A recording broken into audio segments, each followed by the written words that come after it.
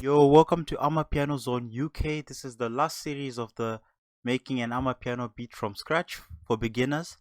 So, you've made it this far. Thank you so much for watching this far. So in this video we're just going to go through mixing. As you all probably know, mixing and mastering is a very contentious issue when it comes to making beats. But all I can say is the most important thing is just it's about balance. That's what mixing and uh, I'd rather say mixing more because mastering is not really mastering in the same way because I'm just trying to make it loud enough for people to actually enjoy it. But I'm just gonna keep it simple in this tutorial. I'll mostly focus on leveling because I know leveling is like 90% of your mix. So if there's anything you can take away from this video is spend most of your time leveling. Don't worry too much about the effects. The effects can always come and there's plenty of things you can do with effects, but if you can level the mix and make it sound good without doing too many effects, you've done the hardest part of mixing and mastering, and it's just leveling. So I'm gonna level this mix, and when we're done, I'll leave this project in the description for all of my friends to download and enjoy. So thank you all for coming this far. Please subscribe and ring the notification bell so you know which videos when when my next videos come, and let me know what you think. Another good way to really start your mix is I just do it the old-fashioned way.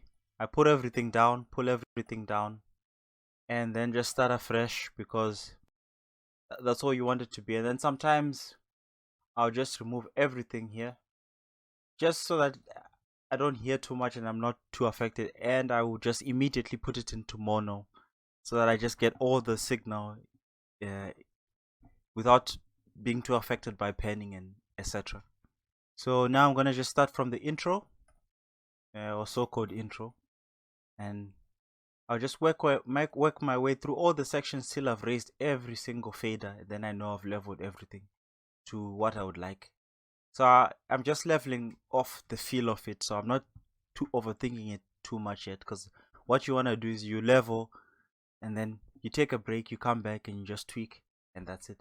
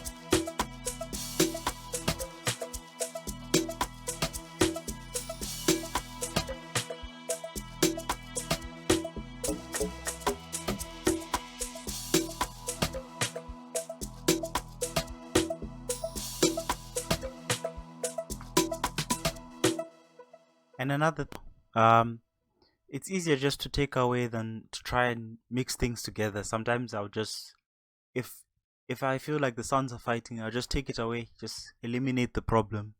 Then usually you shouldn't have any problems, and you won't have things will have space without you having to do much on them. And that's what I just try to do sometimes. If I see things aren't moving, I'll just move it to the side, or instead of trying to use EQ, sometimes just automate the level. And that's sometimes an easier method of mixing. You don't have to think about, oh, should I EQ this, how much should I cut out and affect the sound, and now there's phase issues, etc. Just use automation, automate things, move it to the side, move it to the left, whatever you need to do.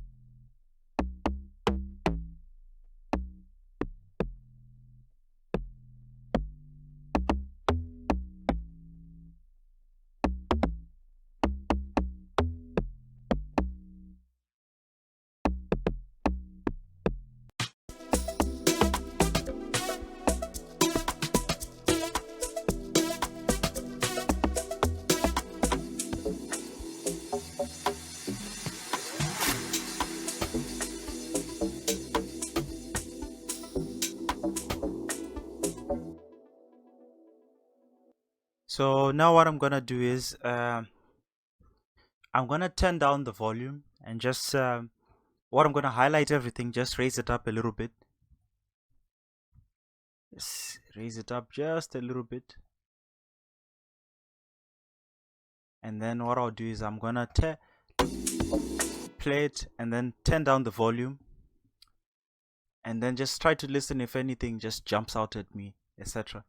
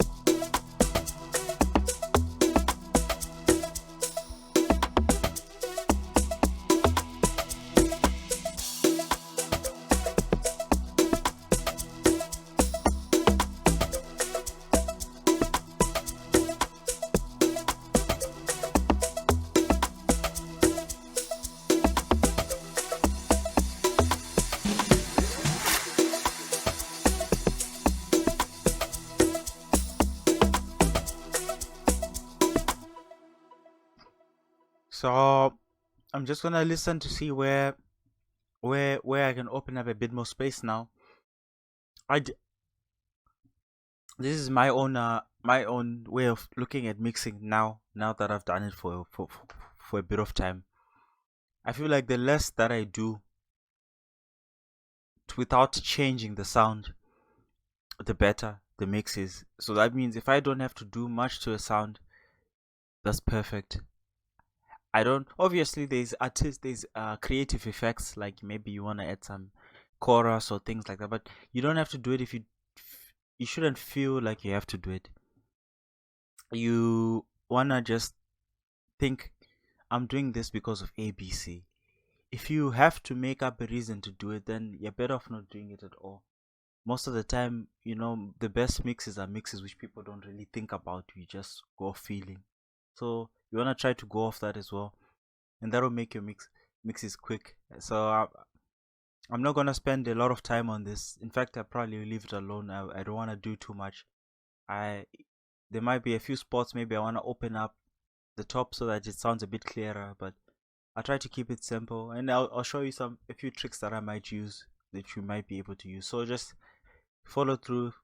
If there's anything, let me know in the comments.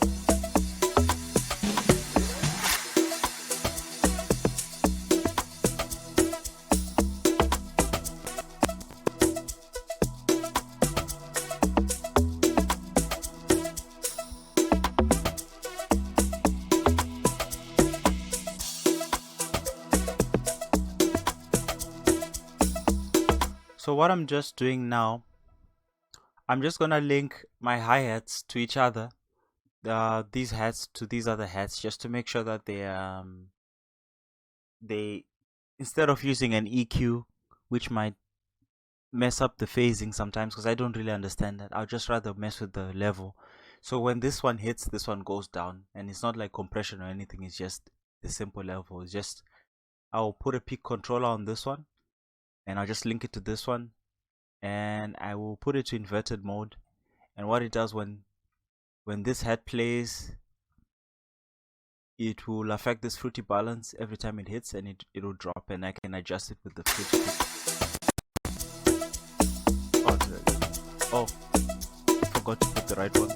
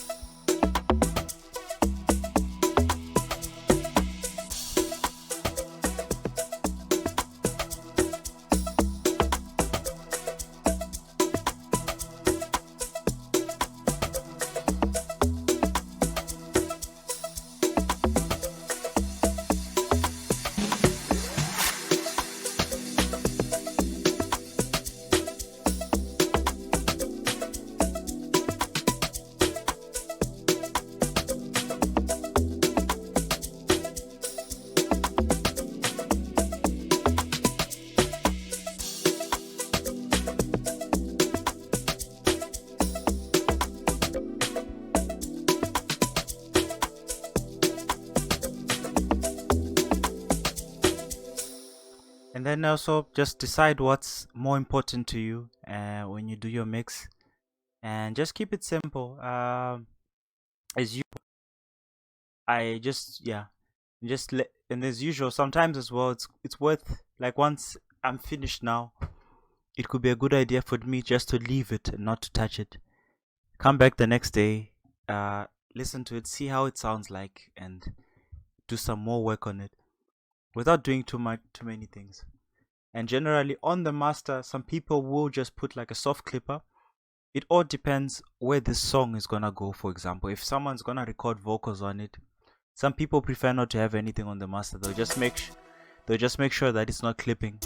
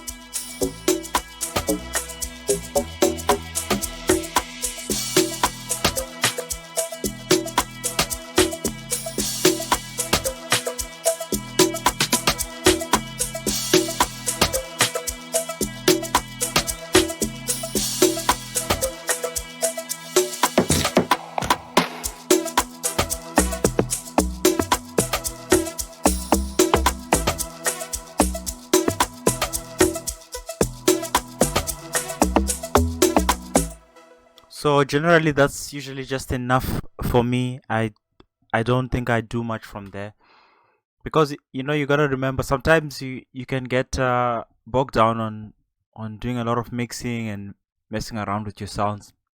If it sounds good, it sounds good. That's the most important thing. If it sounds good, it sounds good.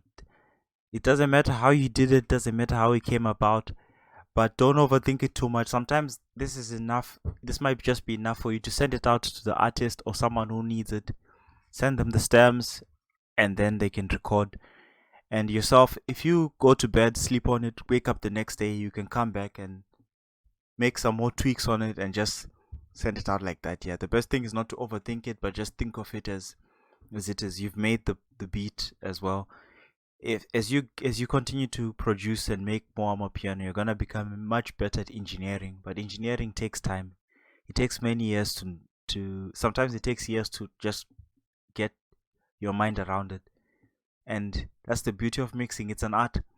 And mixing starts from the time you choose the first sample, because if you choose really good sounds, you don't have to do much of mixing. Ideally, you'd want to just pick the right sounds and not just have to level them, and that's it. And that's the perfect mix, but not all the time. So we have to think of ways and a bit of engineering to think of ways to mess with our mixes. But this is just the basic approach. In the future, I'll upload a more detailed one with more things like automations and things like that. In fact, I might release this project again, but with all of these features and things. But just so that you can see what I've done today and give you the project, since you've followed me and watched it with me. I hope this is of help to everyone, and I'll see you in the next video, and I thank you all for watching and joining me today.